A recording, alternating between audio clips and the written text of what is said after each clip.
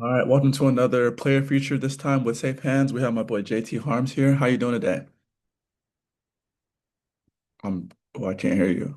Did it mute the audio? Yeah, I can't hear anything you're saying. Hello. Oh yeah, you're good now. You're good now. You're good now. Okay, okay. Go ahead though. Sorry. No, how are you doing? I'm doing good. I'm doing good. How's your season been so far? It's been good. A long season for sure, full of highs and lows, but we're still in the mix, hunting for the final playoff spot, and got 3 games left to get the job done. That's cool. That's cool. Can you give us a little bit of background on your journey so far? Yeah, so been all over. I'm born and raised in Milwaukee, Wisconsin. Grew up playing club soccer there, and left when I was 14 years old to join Shattuck St. Mary's, which is a development academy. I spent 2 years there, was in the youth national team, and then finally joined the Columbus Crew Academy when I was 16, and was there for 2 years before committing to Duke University right around when COVID hit. And then I spent my freshman year at Duke before transferring to Indiana. So been all across the board here, from youth soccer all the way up to college. Seen a lot of soccer, and now I'm currently at North Texas SC, the MLS Next Pro team for FC Dallas. That's pretty cool. And how has the transition been from Indiana to North Texas? It's been great. You know, that's what Indiana does. Indiana prepares players to transition to the next level, and I thought we had an amazing culture at Indiana, fantastic players, and it's a tradition of excellence. So you're competing every year in the biggest games, whether it's a Big Ten championship or a national championship. You're used to playing under that pressure. The margins of success in finding your feet at that level. So coming out of Indiana, it was a bit of an adjustment in terms of maybe style of play. Definitely the length of season coming from college soccer to a full calendar year. It's definitely an adjustment with that. But at the end of the day, goalkeeping is the same no matter where you're at. Keep the ball out of the goal, make plays when needed, and help lead the team. So it was a pretty smooth transition, and very grateful that I had that experience before arriving in Dallas. That's pretty cool. So far, you said you've been a lot of places on your journey so far. What is there anything you would have done differently at this point? Honestly, no, I'm very grateful for the way it all unfolded. I think as a young player, you put a lot of pressure on yourself to make it and to really distinguish yourself and get to that next level. And you can lose sight of development really quick. And goalkeeping is a um, more of a position where you have to be patient with yourself and let experience occur, learn valuable lessons, develop, and prepare for that opportunity because the opportunity is going to come. It's a matter of being ready for it and to take advantage of it when it does. And I think when I was young, I had a lot of pressure on myself um, to arrive at that level. When in reality, if I would, if looking back, maybe taking a little bit of that immediate pressure off, and enjoying more of the developmental process, seeing the long-term goal, so that when I do reach the age of 23, 24, um, I would be, a more complete goalkeeper and be ready for those opportunities. And luckily, having the experience of college soccer and, some hiccups in the road, highs and lows, it forced me to slow down and assess where I'm at and where I need to develop. And um, I'm grateful for that because I was able into college to really focus on my growth and develop areas of the game that I needed to. And that allowed me to be ready now for this opportunity with North Texas and beginning my professional career. Mhm. That's that insight. As a goalkeeper, what part of your game makes you stand out the most? Or what would Pardon, you can you repeat that? best? I said, what is your best aspect of your game? What makes you stand out the most as a goalkeeper? Yeah, I would say, I mean, you definitely you hear everyone say it, you don't want to overlook keeping the ball out of the goal. That's, definitely a premium as a goalkeeper, and that's the essence of our job. With that being said, I would say one of my strengths is in 1v1 situations. I feel like I have very good timing, um, good decision making, and whether to break down my feet, whether it's getting to a spread. And then I'd say another aspect of my game would definitely be my distribution. And I think as a a goalkeeper who might be on the shorter scale of goalkeepers, it's definitely important to, um, to stand out in other aspects of your game and to draw attention in other areas. You're always going to be back against the wall a little bit with that, height disadvantage. But I think that it's something that you can easily compensate for, and with a big presence on the pitch, strong communication. I think that it's something that it's not a big deal. You see it now with David Raya, who's killing it at Arsenal and one of the best goalkeepers in the world at the moment. Um, he's a goalkeeper, in my opinion. I think he plays bigger than his body. He has a really big presence on the pitch, and he makes up for that lack of size in so many areas. So I think that's really important. Right. You talked about being good at 1v1 and the timing of it. Well, what helps you to specialize in that? Is there something you do in training, or is there a certain type of mindful technique or anything like that? Can you talk more about that, please? Yeah, I think it first starts, off the pitch, watching football, watching the top goalkeepers across the world. There's so many different techniques, and there's not a single right way of goalkeeping, but there's principles that need to apply. In 1v1s, it's timing, right? Getting within, if you're going to get into a 1v1 shape, you got to be within 3 yards of the ball or getting into that impact zone. And from there, the technique can vary. I mean, you see Allison's technique can be so different to that of Ter Stegen or Ederson or even Courtois, right? And so, learning from these guys and trying to pick up on, all the nuances of the game and things that could be useful in your game. So I think that's really important. And then in terms of training, it's all application. It's putting yourself in those situations, trying to replicate game situations. 1v1s is something that obviously you can do with two people and it can be effective. But I think another big aspect of that as well is incorporating defenders in your training and or having a recovering defender. And your decision changes so much based on what pressure can be applied on the ball, what angle the ball is at. And part of that is sometimes not committing, right? And not making it a 1v1 if you don't need to, and not giving a forward a finish. So, um, I think the biggest thing for young goalkeepers now is just to watch the game and find goalkeepers that you admire, but appreciate their differences and see what you can take from every goalkeeper's game. Right. Right. Um, since you joined North Texas, how's your game changed?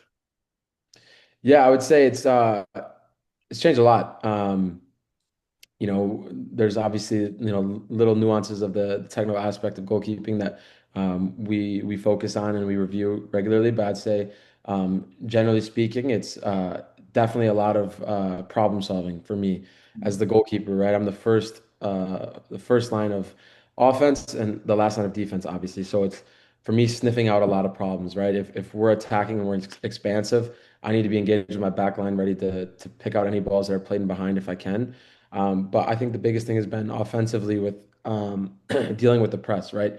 The MLS Next Pro, there's a lot of different things thrown at you in terms of pressure, how we want to approach the build, and where we're going to find the solution to the press. So for me, it's been reading pressure and just enjoying that because when you're able to slow the game down and truly take in what is given, then all you have to do is just play what the game gives you. And I think that's something that's changed a lot coming from college soccer is, um, you know, being creative and problem solving when dealing with the press and manipulating, our players in our space to open up different aspects of the game.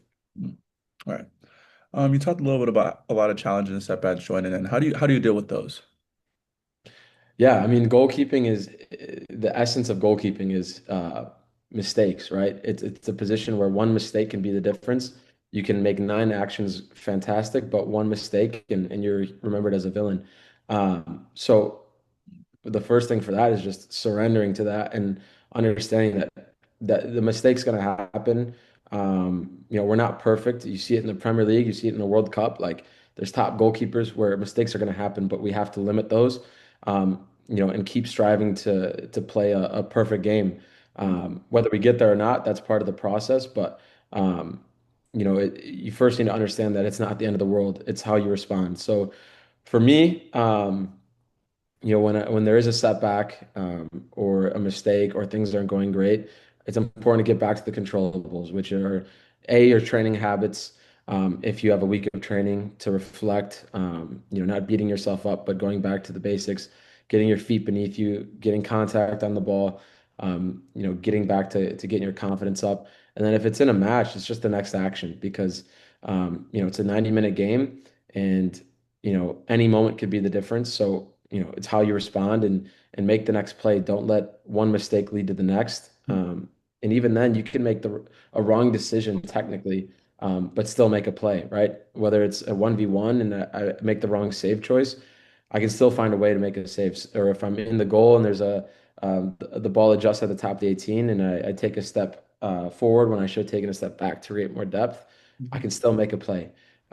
So just staying in the game is always a priority. Right. And this is technically your first year being pro, correct? Yes. And I've seen you've already worn the captain armband a couple times. So how does it feel like stepping into that responsibility of being the captain as your first year pro? Yeah.